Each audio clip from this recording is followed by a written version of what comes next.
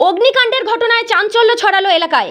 ঘটনাটি ঘটেছে বৃহস্পতিবার রাতে উত্তর দিনাজপুর জেলার চোপড়া বিধানসভার অন্তর্গত কমলাগাঁও সুজালি গ্রাম পঞ্চায়েতের উত্তর ধুলিগাঁও এলাকায়। এই ঘটনায় এলাকায় ব্যাপক চাঞ্চল্য ছড়িয়ে পড়ে। পরিবার সূত্রে জানা গিয়েছে, বৃহস্পতিবার রাতে তাহেরুল ও তার পরিবারের সদস্যরা ঘুমিয়ে পড়ে। তারপর রাতে তাহেরুলের স্ত্রী তার নিজের ঘরে হঠাৎ আগুন দেখতে পায়।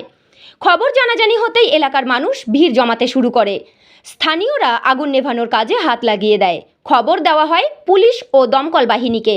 স্থানীয়দের তৎপরতায় আগুন নিয়ন্ত্রণে আসে। এই ঘটনায় প্রায় 1 থেকে 1.5 লক্ষ টাকার ক্ষয়ক্ষতি হয়েছে বলে জানা যায়। তবে কিভাবে অগ্নিকাণ্ডের ঘটনা ঘটল এখনও জানা যায়নি। এই বিষয়ে শুক্রবার সকাল আনুমানিক 10টা নাগাদ বাড়ির মালিক তাহেরুল বলেন, বাড়িতে আগ লাগছিল, হয়তো শুয়েছিলাম মোটামুটি 12টা পৌনে 1টা এরকম হবে টাইম দেখি নাই। তো আগটা এবার লাগে গেছিলো, কীভাবে লাগছে কে লাগাইছে দেখি নাই, আমরা ঘুমাইছিলাম।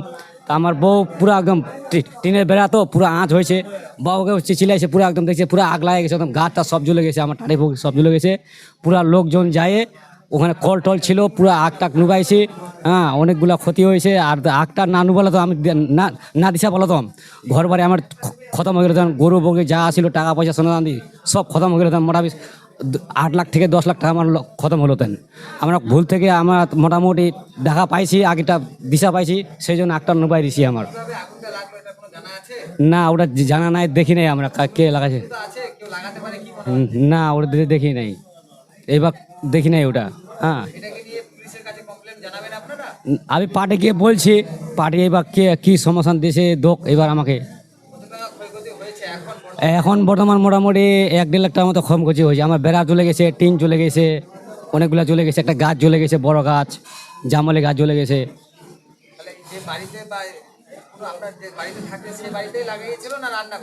না, আমার বাড়িতে মোটামুটি এখন লাকড়ি ঘোড়া আছে, রান্না ঘর আছে, গরু ঘর আছে, ওইটাতে লাগে গেছিল।